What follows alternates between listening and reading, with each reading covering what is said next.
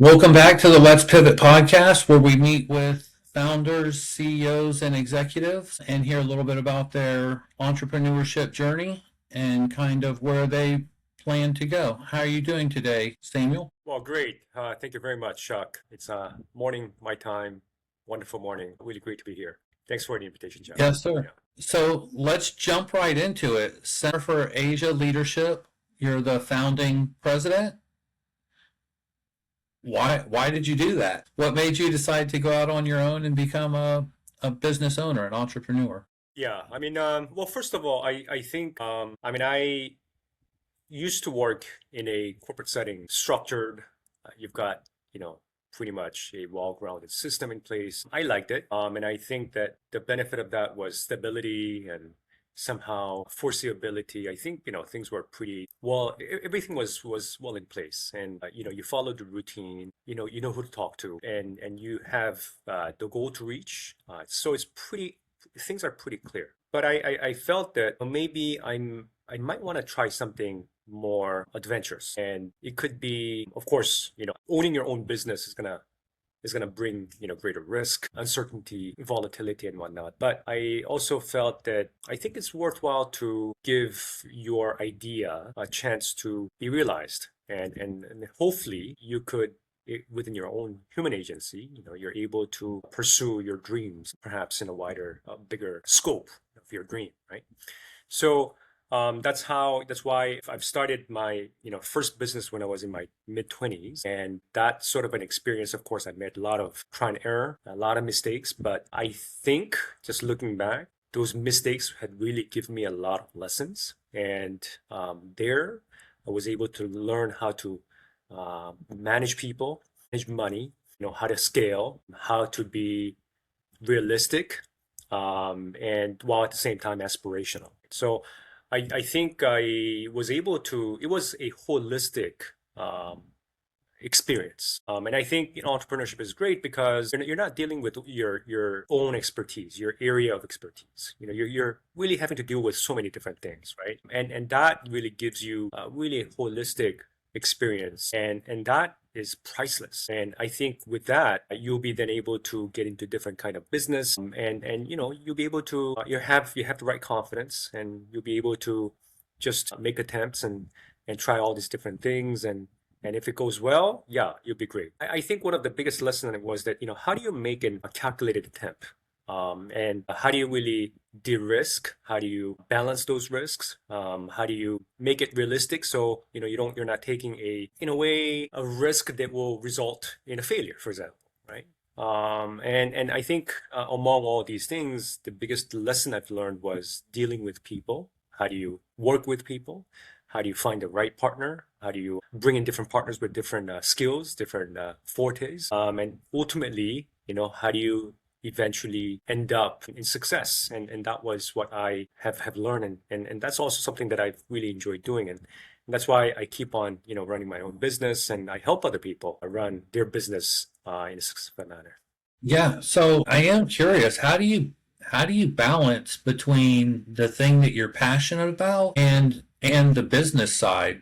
I mean, I've been in the startup space for a while, and it seems like one of the biggest underlying things for people to be successful is delusional optimism, I call it, right? You have to be almost delusional about your chances of success, but you mentioned like kind of mitigating that risk and taking a calculated swing. Can you explain that a little bit more? Yeah, I think, I usually take two approaches. I mean, one is that we really need to have the right people. You got to be asking the question whether you really have the right people with you, right?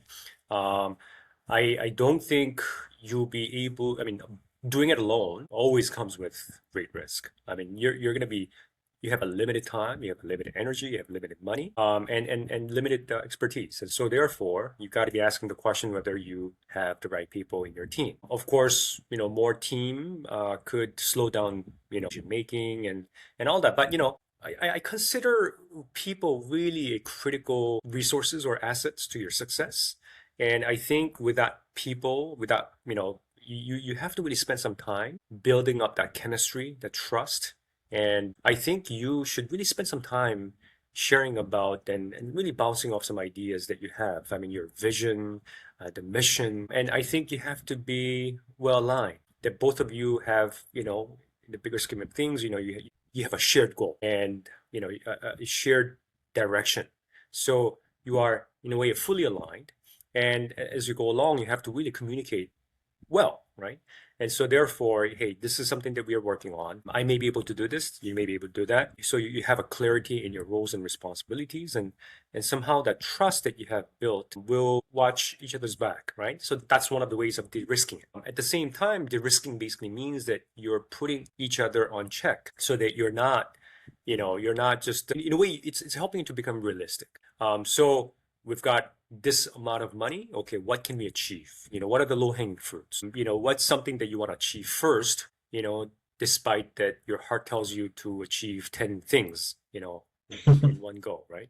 So I think if you're able to have that sort of a conversation and that involves questions and listening and those questions trigger you thinking about it and that those thinking can help you to see the true reality of where you are at and what you can achieve, I think you are in a good standing in a way, right? So I think people is very important. It's a very important critical element to your success. I think the other part is going to be understanding the market. So what sort of an opportunity does the market provide you with? And I think you have to be optimistic. And I think as an entrepreneur, you need to have that optimism, but still, it has to be realistic. So I call this realistic optimism, right? So the market, how much do you know about the market? Have you spoken enough to your potential clients? What about the suppliers? What about the competitors? What about the intermediaries, for example? And so I think it's important that you have enough, sufficient information about the market before you start with anything. Maybe you might be feeling that, before others reach there, I want to be the first one to do so. But with ill preparedness, I think even with your business partner, there may be a lot of misunderstanding. You just really need to give enough time to feel that you're confident about the market. And so therefore, having the right people with you and knowing the market, I think will ensure that your optimism does really bring an outcome that you desire to see. Okay. And I was looking on your website. I'm guessing you and your partner traveled over 8 million miles, 34 different nations, countries. That's a big reach. That's a lot of space, right? That only at this time in history is something like that even really possible. How do you do that? How do you manage all of that? How do you keep all that aligned? Well, I think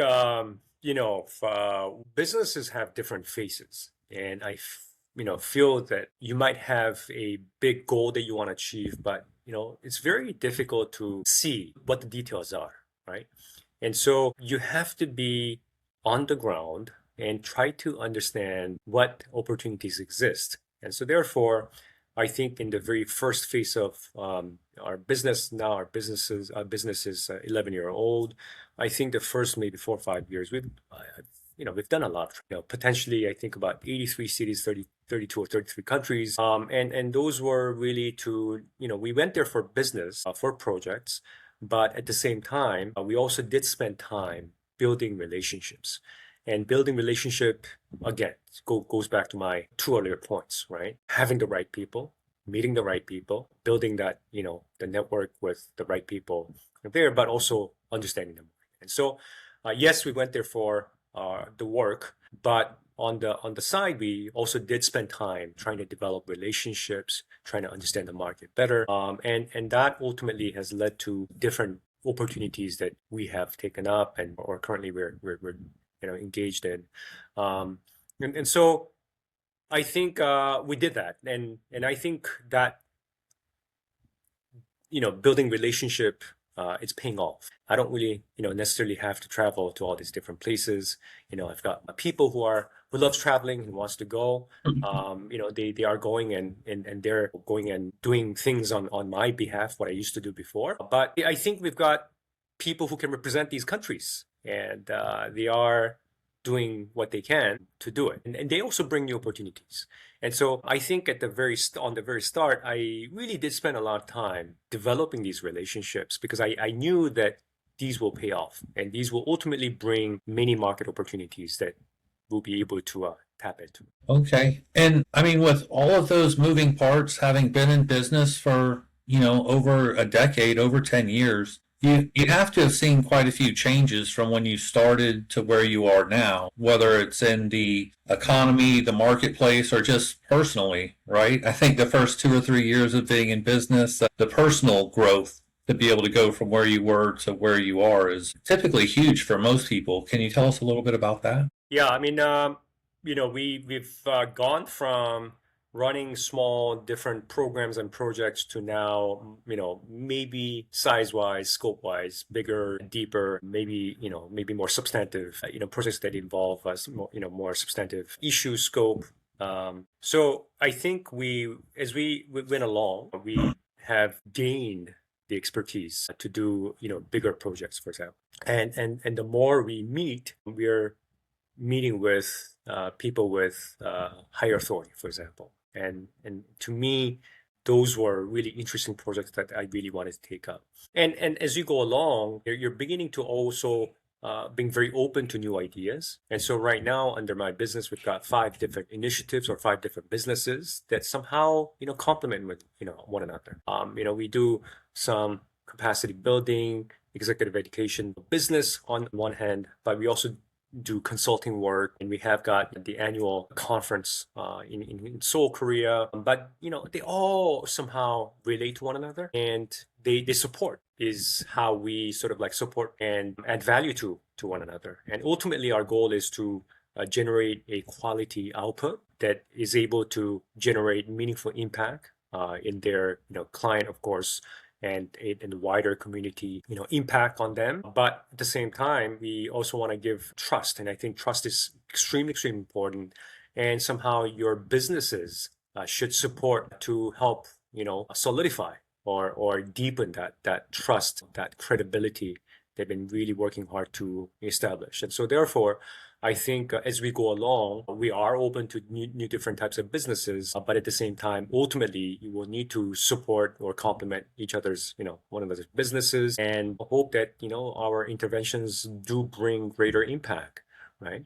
And so I think the way that I have been running businesses that, I had for-profit on one hand, but I also have a nonprofit and non-for-profit arm to it. And so therefore, we don't want our businesses to be just like any other typical business where we pursue, revenue, profit. But, we want to do it. I knew that seeking grant or donation or sponsorship is not a sustainable way of running a business. And so therefore, we earn, with whatever the value that we bring. But at the same time, we do not want to, end up pursuing wealth, but we consider wealth as a means to achieve a greater good, which is, what are some of the ways in which we could use our money for a greater purposes that could help to achieve some nonprofit or non-for-profit social cause, and that's what we do, and it's very important that the projects that we take, sometimes we do it pro bono, sometimes we do it with very minimal margins, but we do it because we feel that the impact that we create is going to really help the community that we are serving see a better world coming to them. So therefore, Okay. I think it's very important that in today's business, it's very important to the money is very important, but ultimately, what are you going to do with money? And when you start making profits, what are you going to do with it? Of course, you want to continue to scale it. Yeah, it's also very important that we also need to think about some public cause, right? The good So cause as well. let me ask you then, what is the most rewarding thing about what you do? What's the most rewarding part of it for you? Yeah, I mean, one thing could be that, for example, we hold I think, potentially Asia's largest conference. We have this conference called the Asian Leadership Conference, which we aspire this to become like Asian version of the Davos Forum. 300 speakers 120 sessions, 2 days, 5,000 to 4,000 people attending with over 100,000 people joining us online. And it's a very reputable premium conference. And we bring in the current and former head of state, well-known CEOs, thought leaders, decision makers. And this is wonderful. But bringing different leaders and learning from them is going to be great. I also feel that, I think why don't we give a chance for young people to come and listen and meet with them and help them develop relationships with them. And through that, hope that they be able to find opportunities. Maybe these leaders could help them open doors for them. It's a great deal of money that's required to run these events. And so what I do is that, we run this in a very non-for-profit manner, where yes, we do get sponsorships, we generate revenue through the fees that we charge, but ultimately our goal is to not make money, and with whatever the money expected to make as a profit, we invite about 1,000 students to come, free of charge, to come and to take advantage of this opportunity given, for example, right? And what I tell them is that now you're given this opportunity to come and meet with world's thought leaders, decision makers. You become someone like them, come back, and be one of them, right? And so 1,000, that's going to cost us about, a couple millions, because the meals, the 3 meals that we're going to be feeding them, the venue, that we need to rent. And all these different costs that's involved. But it's okay. We want to provide this opportunity for these students, and 1,000 students, that's quite a lot. Hopefully, Right. we may be able to provide to 5,000, 10,000. But yeah, we will get there, right? But the whole idea is that we're not using that to make money, but, money to help achieve a greater cause. And when you do that, then, personally for you and your business, you're going to be seeing a lot of different opportunities coming to you. And I have experienced that. And I think it's very important to strike a balance, maintain a balance between, yes, profit seeking as opposed to the greater cause, pursuing that. I think you need to really strike a balance. And I'm sure that there's going to be very high quality opportunities that's going to reach you. And I've experienced that over the past decade. Okay. Let me ask you this. What do you think is the biggest challenge that you have right now to scaling more, to growing, to getting bigger, to being able to help those more people? If you had a magic wand and you could wave it, what's that one thing that you would magically change overnight? Yeah, no, I think it's always people, it's always people. Always people. As you grow, you need to, maybe when you're starting it, you were doing a lot of operations, and all that. But as you grow, you need to really kind of reorient yourself to meeting people, developing, business. And you might want, you got to be doing a little bit, more strategic things, right? And that's going to require time. And so therefore, ultimately, someone capable enough needs to come in and do the work that you used to do, right? Excuse me, the operational things. And operation is, some may sound like technical. And of course, the payrolls and all these different things, yeah, those are technical. But ultimately, I think having the right people means you know how to manage people, right? And ultimately, whoever knows how to manage people well will help you to succeed because they know how to manage people.